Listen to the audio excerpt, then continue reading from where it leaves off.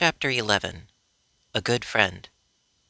Soon the entire party was gathered on the road of yellow bricks, quite beyond the reach of the beautiful but treacherous plants.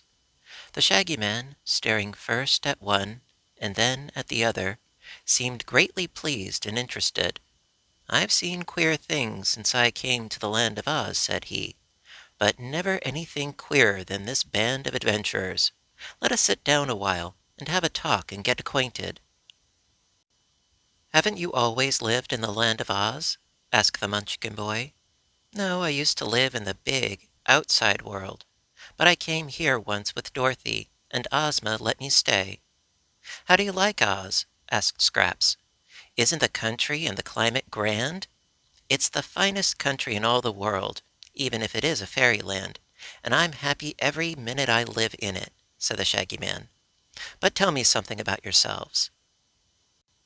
So Ojo related the story of his visit to the house of the Crooked Magician, and how he met there the Glass Cat, and how the Patchwork Girl was brought to life, and of the terrible accident to Unc Nunkie and Margaret.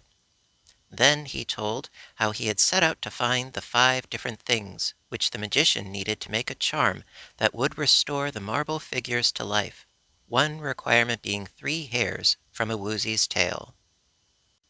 "We found the Woozy," explained the boy, "and he agreed to give us the 3 hairs, but we couldn't pull them out, so we had to bring the Woozy along with us." "I see," returned the Shaggy Man, who had listened with interest to the story. "But perhaps I, who am big and strong, can pull those 3 hairs from the Woozy's tail." "Try it if you like," said the Woozy. So the Shaggy Man tried it, but pull as hard as he could, he failed to get the hairs out of the Woozy's tail. So he sat down again and wiped his shaggy face with a shaggy silk handkerchief and said, "It doesn't matter. If you can keep the Woozy until you can get the rest of the things you need, you can take the beast and his 3 hairs to the Crooked Magician and let him find a way to extract them. What are the other things you need to find?" "One," said Ojo, "is a 6-leaved clover." "You ought to find that in the fields around the Emerald City," said the Shaggy Man. "There is a law against picking 6-leaved clovers, but I think I can get Ozma to let you have one." "Thank you," replied Ojo. "The next thing is the left wing of a yellow butterfly. For that you must go to the Winkie Country," the Shaggy Man declared. "I've never noticed any butterflies there, but that is the Yellow Country of Oz, and it's ruled by a good friend of mine, the Tin Woodman." "Oh, I've heard of him!" exclaimed Ojo. "He must be a wonderful man." "So he is, and his heart is wonderfully kind. I'm sure the Tin Woodman will do all in his power to help you save your Unc Nunkie and poor Margaret."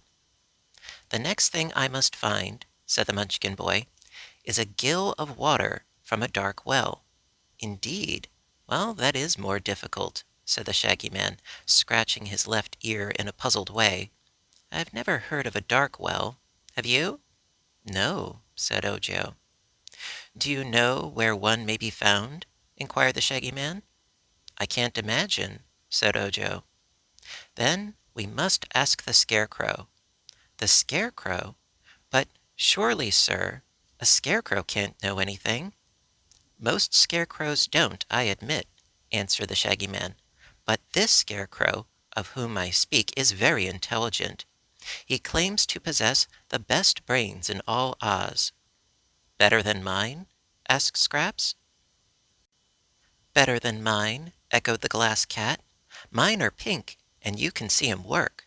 "Well, you can't see the Scarecrow's brains work, but they do a lot of clever thinking," asserted the Shaggy Man.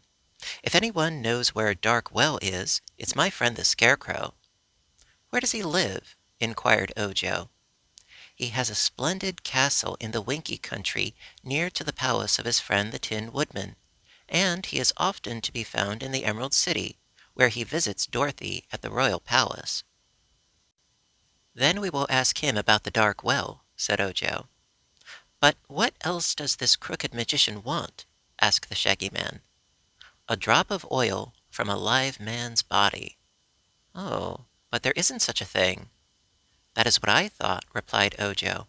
but the crooked magician said it wouldn't be called for by in the recipe if it couldn't be found, and therefore I must search until I find it."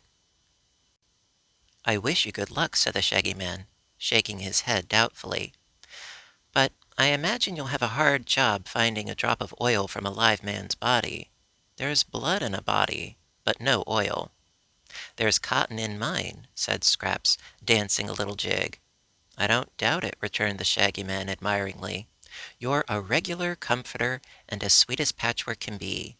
All you lack is dignity." "I hate dignity!" cried Scraps, kicking a pebble high in the air and then trying to catch it as it fell. "Half the fools and all the wise folks are dignified, and I'm neither the one nor the other." "She's just crazy," explained the Glass Cat. The Shaggy Man laughed. "She's delightful in her way," he said. "I'm sure Dorothy will be pleased with her, and the Scarecrow will dote on her. Did you say you were traveling toward the Emerald City?" "Yes," replied Ojo. "I thought that the best place to go, at first, because the six-leaved clover may be found there." "I'll go with you," said the Shaggy Man, "and show you the way." "Thank you," exclaimed Ojo. "I hope it won't put you out any." "No," said the other. "I wasn't going anywhere in particular. I've been a rover all my life, and although Ozma has given me a suite of beautiful rooms in her palace, I still get the wandering fever once in a while and start out to roam the country over. I've been away from the Emerald City several weeks this time, and now that I've met you and your friends, I'm sure it will interest me to accompany you to the great city of Oz and introduce you to my friends." "That will be very nice," said the boy gratefully. "I hope your friends are not dignified," observed Scraps. "Some are and some are not," he answered. "But I never criticize my friends. If they are really true friends, they may be anything they like, for all of me." "There is some sense in that," said Scraps, nodding her queer head in approval. "Come on, and let's get to the Emerald City as soon as possible." With this, she ran up the path, skipping and dancing, and then turned to await them. "It is quite a distance from here to the Emerald City," remarked the Shaggy Man, "so we shall not get there today, nor tomorrow. Therefore, let us take the jaunt in an easy manner. I'm an old traveler, and have found that I never gain anything by being in a hurry. Take it easy is my motto. If you can't take it easy, take it as easy as you can." After walking some distance over the road of yellow bricks, Ojo said he was hungry and would stop to eat some bread and cheese. He offered a portion of the food to the Shaggy Man, who thanked him but refused it. "When I start out on my travels," said he, "I carry along enough square meals to last me several weeks. Think I'll indulge in one now as long as we're stopping anyway." Saying this, he took a bottle from his pocket and shook from it a tablet about the size of one of Ojo's fingernails. "That," announced the Shaggy Man, "is a square meal, in condensed form.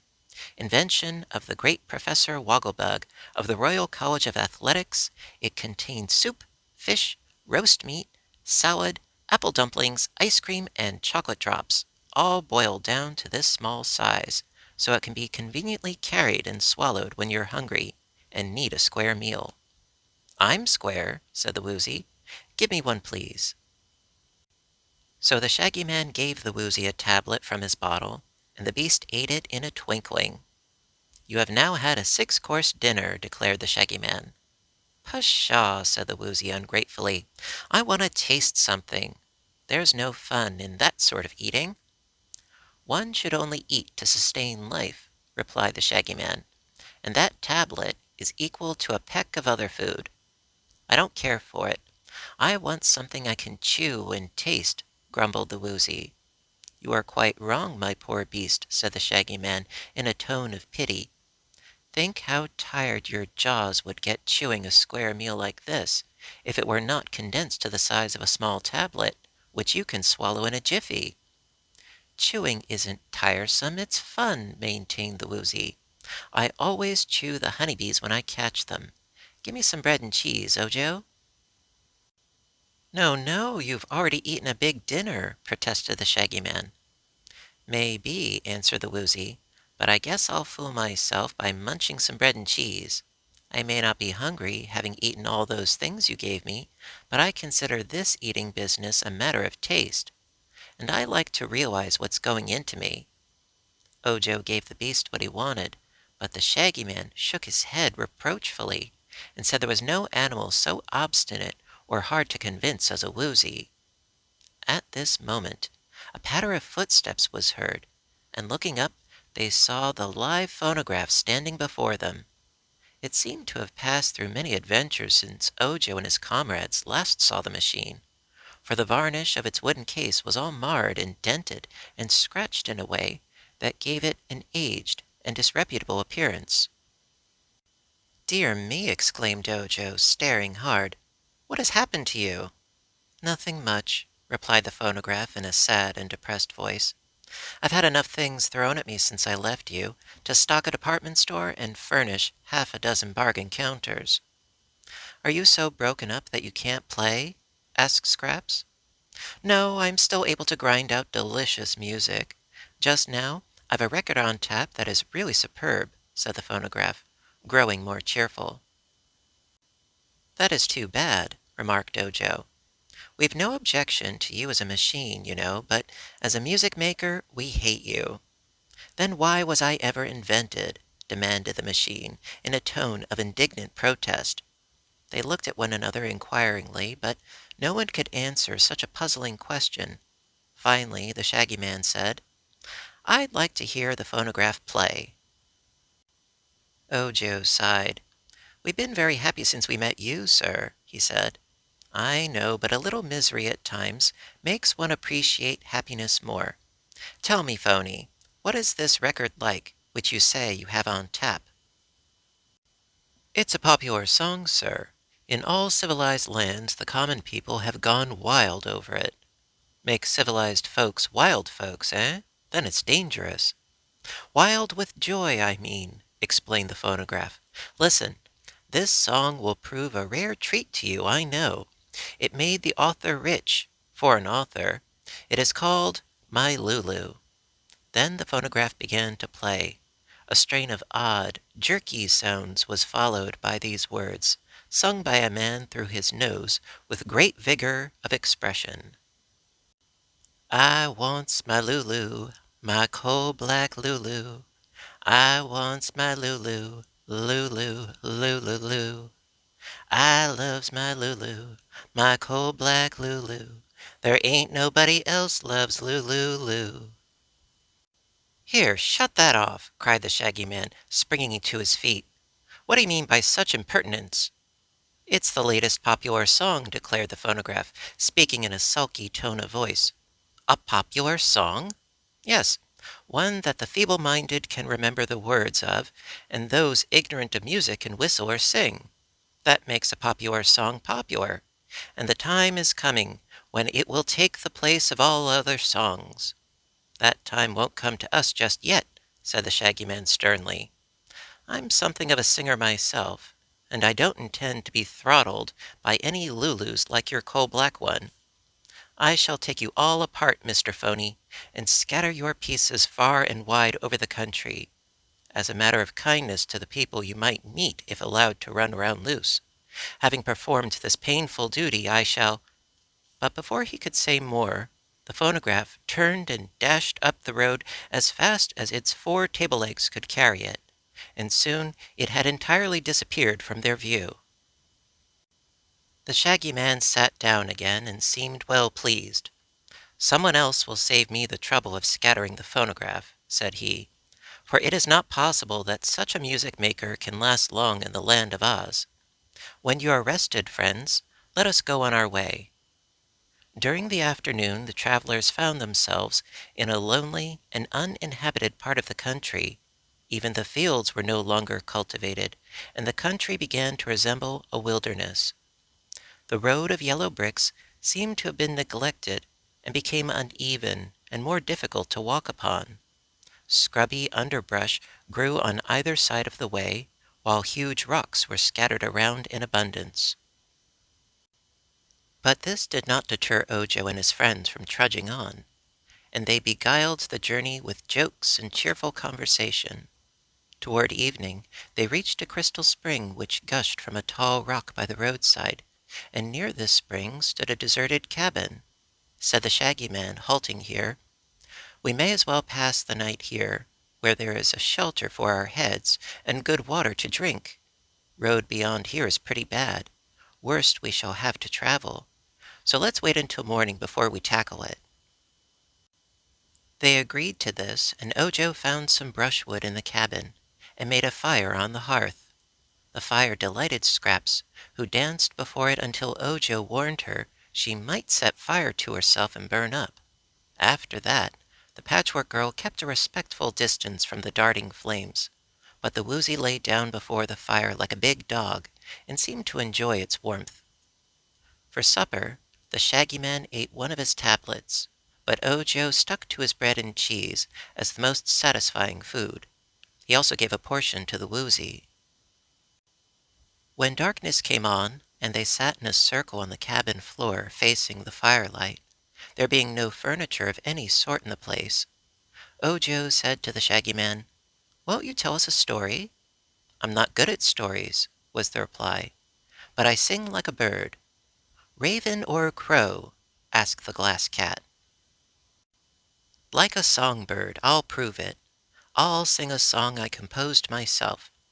Don't tell anyone I'm a poet. They might want me to write a book. Don't tell 'em I can sing, or they'd want me to make records for that awful phonograph.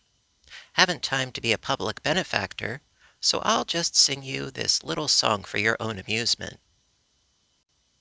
They were glad enough to be entertained, and listened with interest while the Shaggy Man chanted the following verses to a tune that was not unpleasant. "I'll sing a song of Ozland, where wondrous creatures dwell, and fruits and flowers and shady bowers abound in every dell, where magic is a science, and where no one shows surprise if some amazing thing takes place before his very eyes. Our ruler's a bewitching girl, whom fairies love to please. She's always kept her magic scepter to enforce decrees, to make her people happy, for her heart is kind and true, and to aid the needy and distressed is what she longs to do. And then there's Princess Dorothy, as sweet as any rose, a lass from Kansas, where they don't grow fairies, I suppose. And there's the brainy Scarecrow, with a body stuffed with straw, who utters words of wisdom rare that fill us all with awe.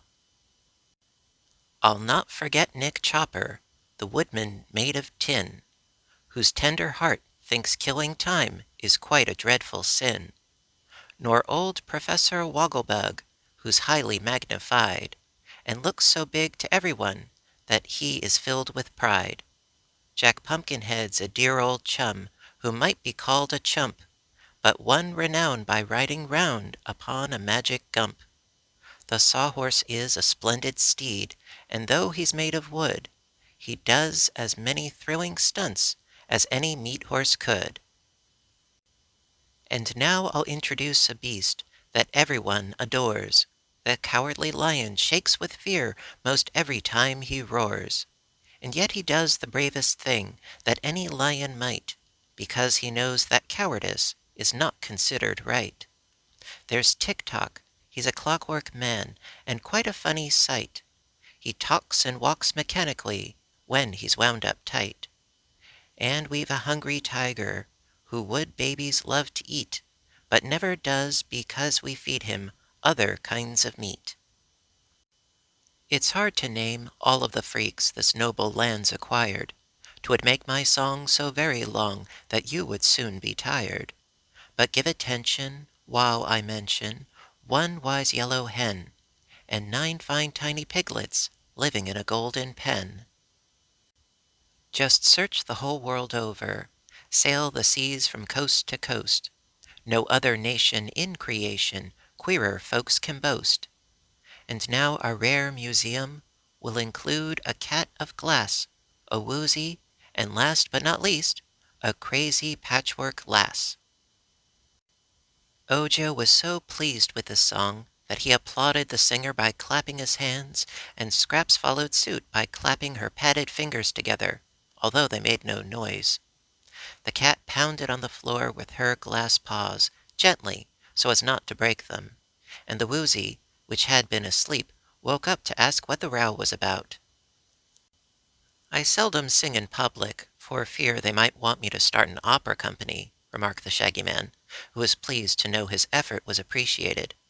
"Voice, just now, is a little out of training. Rusty, perhaps."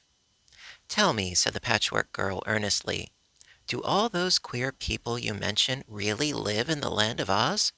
"Every one of 'em. I even forgot one thing, Dorothy's pink kitten." "For goodness sake!" exclaimed Bungle, sitting up and looking interested. "A pink kitten? How absurd! Is it glass?" "No, just ordinary kitten."